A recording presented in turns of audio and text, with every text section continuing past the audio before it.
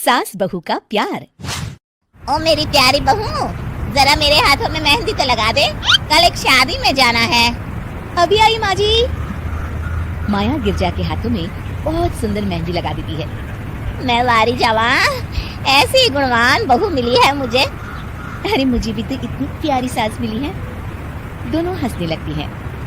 ये बात उनकी पड़ोसन कमला सुन लेती है। बढ़िया ही गुणवान बहू और प्यारी सास, सब नाटक है नाटक। कमला स्वभाव से बहुत तेज होती है। उसकी अपनी बहू से बिल्कुल नहीं बनती, इसीलिए वो गिरजा से जलती है।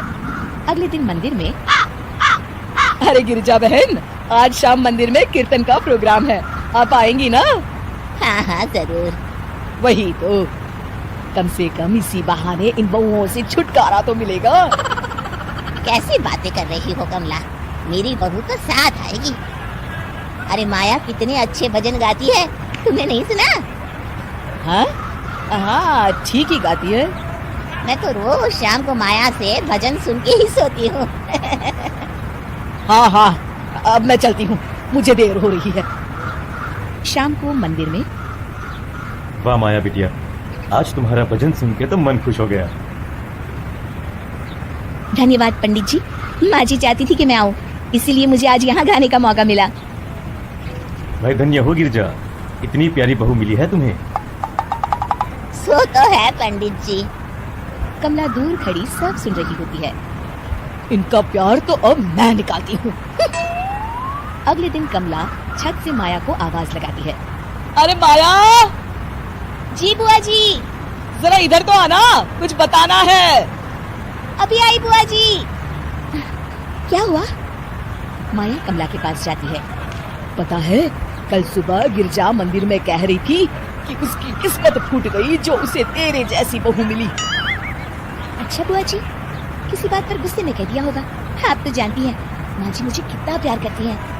अरे वो चाहती ही नहीं थी कि तू मंदिर में आए, वो तो मेरे बहुत कहने पर तुझे लेकर आई। दरअसल बुआ जी, घर पर बहुत काम रहता है ना, इसलिए माँ जी ने सोचा होगा मैं थक जाऊंगी। देखिए ना, कल हम मंदिर से देर रात घर आए तो उन्होंने कोई काम मुझे अकेले नहीं करने दिया। खाना उन्होंने खुद बनाया। अरे ये कलमुही तो अपनी सास की बुराई करने को तैयार ही नहीं। और कुछ बुआ जी? है? नहीं नहीं, और कुछ नहीं, अब तो जा यहाँ से। अगले दिन मंदिर में, अरे ओ गिरजा, कल तेरी बहू आई थी मेरे पास। माया आई होगी, वो सबसे हंसती बोलती रहती जो है। अरे हंसना बोलना क्या, तुझे कोस रही थी। ऐसा हो ही नहीं सकता, तुझे सुनने में कोई गलती हुई होगी। कसम से गिरजा, वो कह रही थी मुझे तो मेरी सास ने नौकर समझ लिया है। दिन भर घर का काम करती रहती हूँ मैं, और मेरी सास आराम करती है। अरे ज्यादा काम से थक गई होगी तो गुस्से में कह दिया होगा। वैसे भी काम तो वो करती ही है।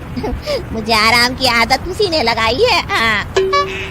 जो भी हो, थोड़ी नकेल कस ले, बाद में ये बहुएं सास को घर से ही निकाल देती है। कैसी बातें करती हैं कमला, मैं तो कहूँगी तू अपनी बहू के साथ प्यार से रहा कर, इधर उधर की बातों में ज्यादा ध्यान मत दिया कर। बड़ी आई मुझे सिखाने, मैंने तो तेरी भलाई के लिए कहा था, नहीं सुनना तो जा यहाँ से। अगले दिन, क्या हुआ माँ जी? कमला बुआ जी क्या कह रही थी? तू तो जानती है कमला और उसकी बातें। हाँ हाँ, बड़ी परेशान है हमारा प्यार देखकर। अरे ना समझ है वो। दोनों खिलखिलाने लगती हैं। शाम को कमला मंदिर के कोने में अकेली बैठी होती है। क्या हुआ कमला बेटी?